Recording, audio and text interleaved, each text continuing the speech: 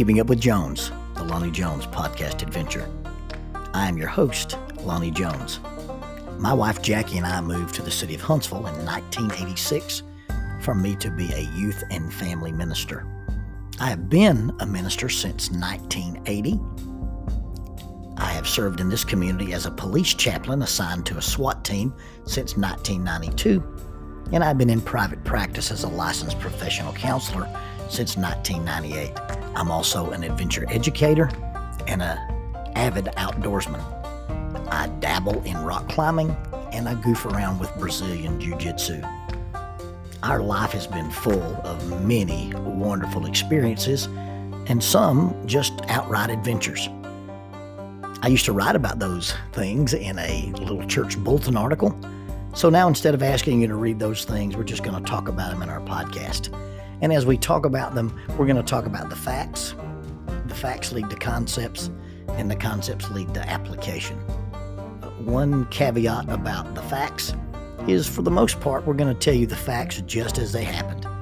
But every now and then, we're going to tell you the way other people have told us they remember it happening with a little bit of embellishment.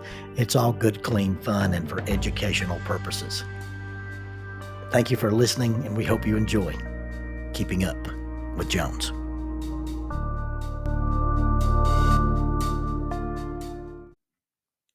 Faulkner University announces a 60% tuition discount for members of the Church of Christ. Now, there are some guidelines. This 60% tuition reduction is applicable to adult undergraduate Bible degrees or graduate Bible degrees from the Curley Graduate School of Theology in the VP Black College of Biblical Studies. You must satisfy all admission requirements and maintain satisfactory academic progress. You must remain continuously enrolled, including summers, until the completion of the degree. You must provide a letter from an elder or minister, preferably on church letterhead, verifying that you're an active member of a Church of Christ congregation prior to your initial enrollment. This offer applies to adult undergraduate degrees such as biblical studies, youth and family ministry tracks, and it also includes graduate degrees. And those are the Master of Arts in Biblical Studies, the Master of Arts in Family Life Ministry, or a Master of Theology, and it also applies to the PhD in Biblical Studies. For undergraduate inquiries, please contact Adult Enrollment, 334-386-7140, 334-386-7140, or Adult Enrollment at Faulkner edu. That is Adult Enrollment at faulkner.edu. For graduate inquiries, please call 334-386-7539, 334-386-7539. Graduate enrollment at faulkner.edu. That is graduate enrollment at faulkner.edu. Faulkner University is a sponsor of Keeping Up with Jones, the Lonnie Jones podcast adventure.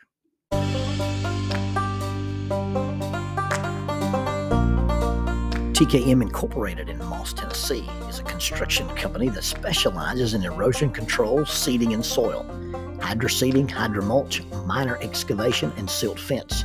They also provide traffic control and construction signs.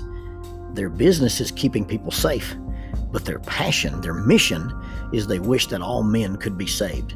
TKM has adopted the nickname the King's Men because as they serve you, they also serve the King.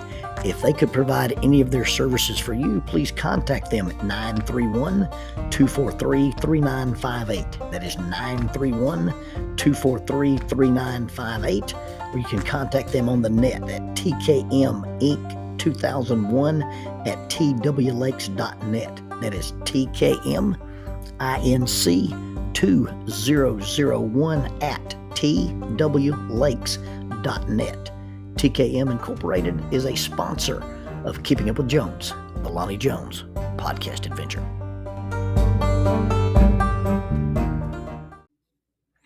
I was in room 618 of the Doubletree Hotel in Richardson, Texas. I was just about an hour away from having to go do my thing at this youth conference. I was going to teach an adult class for about 2 hours with Ben Hayes. And then the skit group that I work with was going to perform, and then I was going to have to speak Saturday night and Sunday, and we'd already made like a 13-hour drive to get there. And so I'm sitting in my hotel room looking over some notes and things, and suddenly there's a knock at my door. I wasn't particularly worried about who might be at my door, so I never even looked out the little peephole. And by the way, I usually can't see out the little peephole without standing on something, but I swing the door open, and there, standing in the hallway, is a monster. Who would leave a monster at my door? Let's be clear. By monster, I mean an energy drink. I don't mean a heffalump, a woozle, a wendigo, or a werewolf, but those little caffeinated fizzy drinks that come in the really cool decorated tin cans. Someone had surprised me and left me a monster. We were in such a position and it wasn't convenient to leave the hotel and go out and buy snacks, for survival.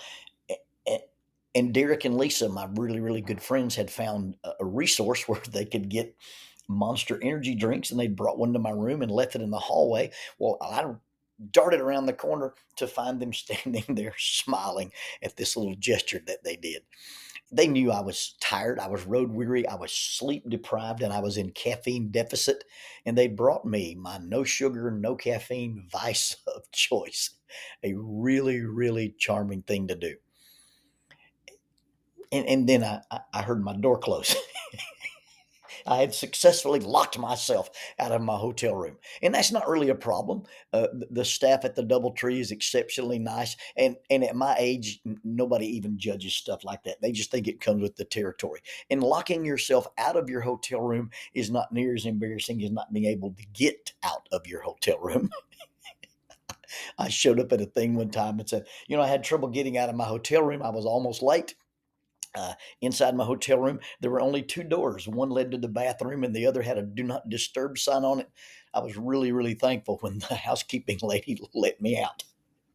This was the second time in about 10 days that somebody had just gone out of their way to bring me a treat. For some reason, Jackie and I had come to town in the same vehicle. I think I only had a limited number of clients, and so she dropped me off and left me at the office, and then she went and was looking at tile and the different things that she was doing for some of her redecorating at the house. And I'm sitting at the desk doing a little paperwork, working on my computer, and I look up, and there she stands in my doorway. Now, seeing her anytime, any place always brings a smile to my face, but she was standing there with one of these little special treats. She had surprised me with this, and it just brought such a smile to my face. And Jackie said, when I saw that smile on your face, it really made me feel good. It made me feel like you. You see, when she used to teach school, she was a prisoner at Huntsville Middle School, and she couldn't leave the campus for any reason. And so oftentimes during my day, I would go by and buy lunch for her. I wanted to rescue her from school cafeteria food. And I might bring her a Hershey bar, or I might stop by and get her a frosted lemonade from Chick-fil-A, or I might even just bring her Chick-fil-A sandwiches. But she brought me this little treat and that charming smile on her face, and then for her to say, "Hey, I kind of felt like you." That was pretty cool. I discovered a long time ago that little things mean a lot. I've had so many small gestures done in my life, people being considerate and thinking of me. I can remember being a university student and opening my mailbox and someone just deciding to send me $5. Well, in those days, $5, an inconsequential amount of money for them, was the difference in was I going to eat at McDonald's or have to eat in the cafeteria. Sometimes that $5 was the differences. Am I going to have the money to put gas in my car to go somewhere and preach? You see, if you have it and I don't, and you share it, it may not be a big deal to you, but it's huge to me.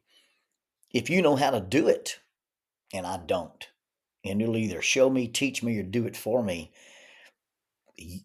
what seemed like a small thing for you becomes something that was insurmountable for me. We just really don't realize how big a little thing can be to someone. On October the 5th, 2018, Troy Farmer and I were climbing outside of Chattanooga, a little place called Leda. Actually, there's two places called Leda. One is called Upper Leda and one is called Lower Leda. It's a very small cliff line not super, super tall, maybe 80, 85 feet if you really stretch it. But it's a little cliff line located just below the Montlake Golf Course. Now, in the old days, you simply followed the winding road and you parked at any number of the emergency pullouts, and you just simply walked up to the rock.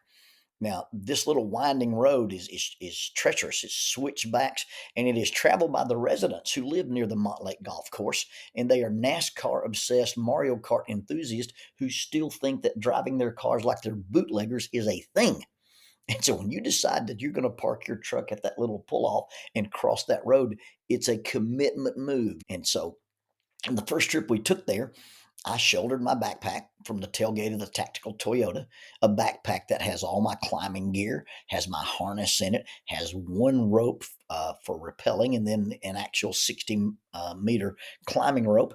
And I ran across this little treacherous ribbon of road in a Frogger-esque gesture, only to find Troy Farmer doubled over in the leaves. He couldn't speak. His face was red. I began to talk to him, and I was finally able to decipher one word out of his mouth, and the word that came out of his mouth sounded like Oompa Loompa. Apparently, a short man with a stocky build in a top-heavy backpack, complete with ropes hanging out of the top, running across the road, gave Troy some kind of a childhood memory of Charlie and the Chocolate Factory that he found very, very amusing. On this day, the residents of the community had complained, and we were no longer allowed to park at the pullouts. I wasn't going to get out of my truck and Oompa Loompa run across the pavement. We had to park at the top, and we were going to walk down this trail to access this climbing area. Now, the access to this trail is not super clearly marked. My last name is neither Lewis nor Clark. And so as we began to wind our way down from this, the trail intersected a power line. And instead of going down below the power line, we followed the power line access trail. So the approach to this climbing that is described in the guidebook as easy to moderate became strenuous and treacherous. We start walking down this thing, and it's a goat path. We encountered so many dangerous situations walking down this thing that I felt like at the end of it, I was going to have to drop a ring into Mordor. The trail was so difficult, it was reminiscent of the first time I took Tim Orbison over to O'Shaughnessy Point over at Montesano State Park. I was just going to take him in there, and we were going to rappel. It's maybe 1.5 miles in there, but it was hot, and we had backpacks, and Tim was unaccustomed to carrying that kind of gear. But it was much less gear than Troy and I had at this point. But as we walked in, I remember Tim saying, "Well, I hope I'm the one that falls and gets hurt." And of course, I had to say, "Why in the world would you say something like that?" He said, "Because if I get hurt, I don't have to run out of here to find help." Well, at 12:39, it ceased to be funny. Troy and I had been climbing, and a rock had broken during the very first climb. The rock that had broken was securing a critical anchor, and it resulted in what would have been a minor fall and turned it into a major fall.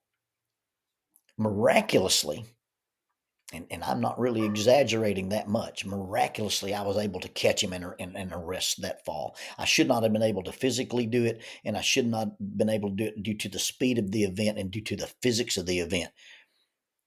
But I was able to catch the rope and keep him from crashing to the ground. The only thing that hit the ground, and it was due to the stretch of the rope, was his heel. When the dust settled and we recovered a little bit of composure, I assessed him for injuries, and it was determined, hey, the only thing that was hurt on him was his heel. It would turn out that the large bone in the back of his foot had completely broken in two.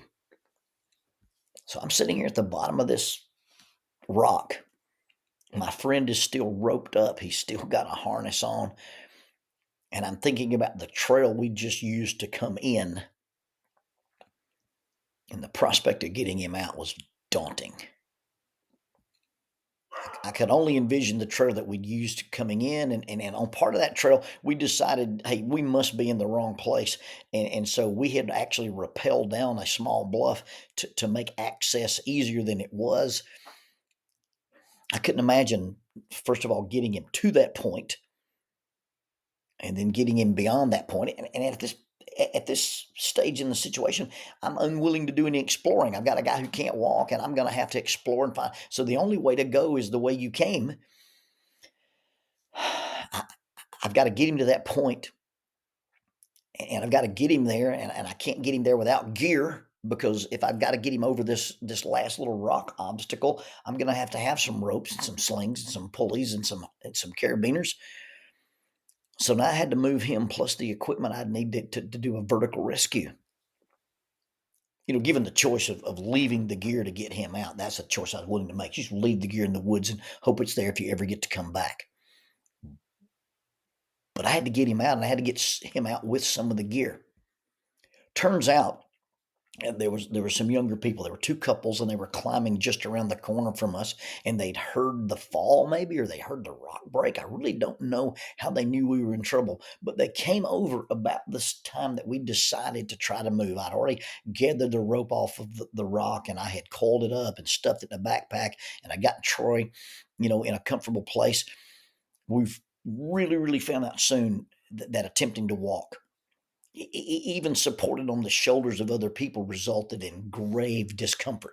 Apparently, that heel being broken, if you hang that extremity down and you swing it back and forth, trying to hobble out, that movement created a lot of pain.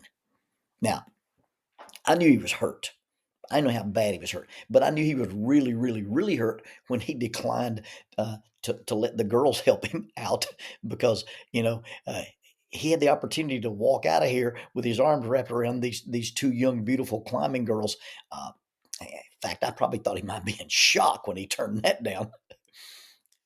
As strong and as fit as these girls were, because they were climbers, they were actually very tiny.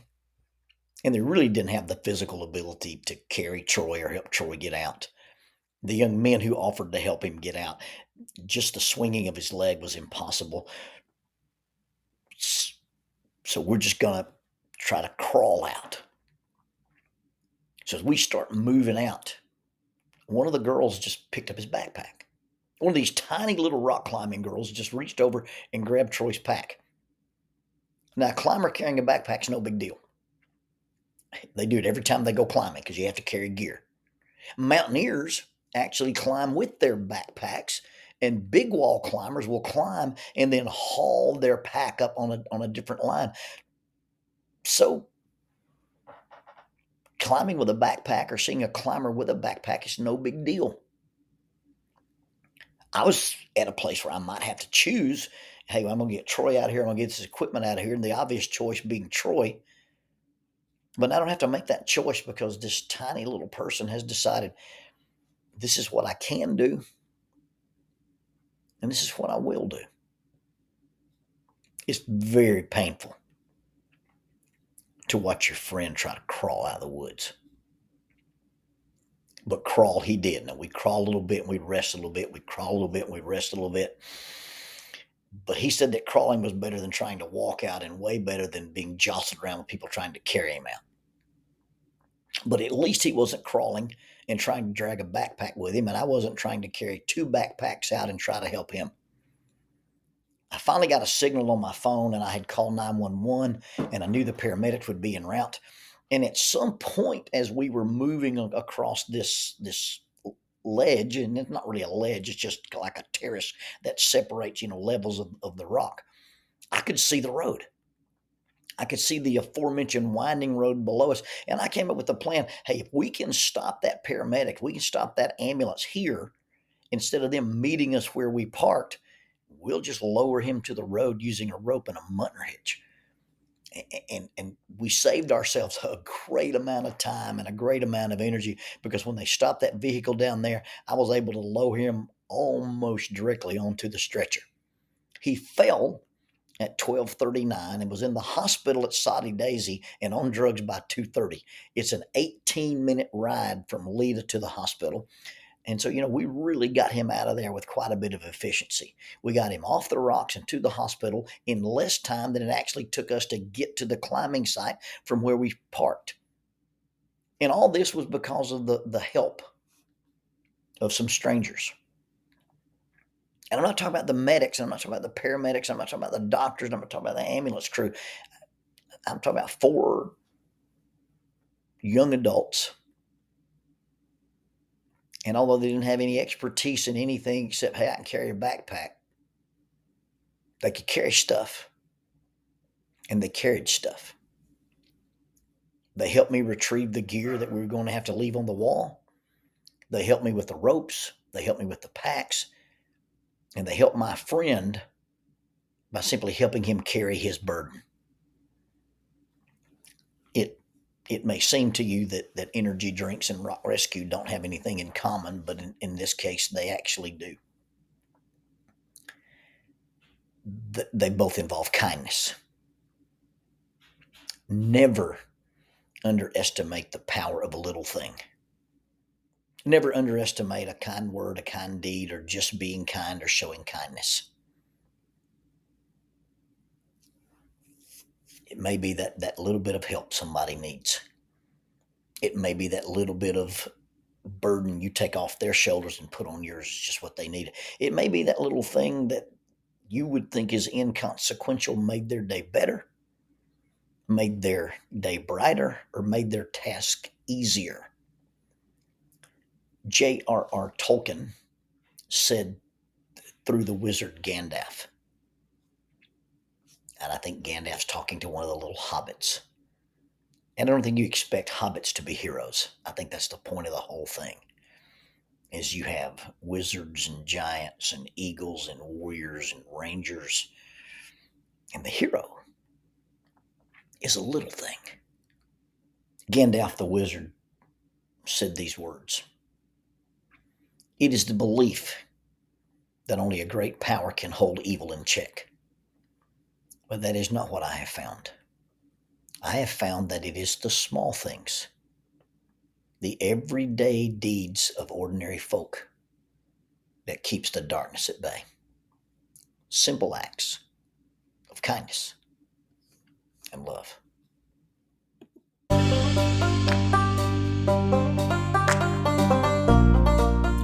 Using the tool of shortwave radio, World Christian Broadcasting literally covers the world every day with the gospel.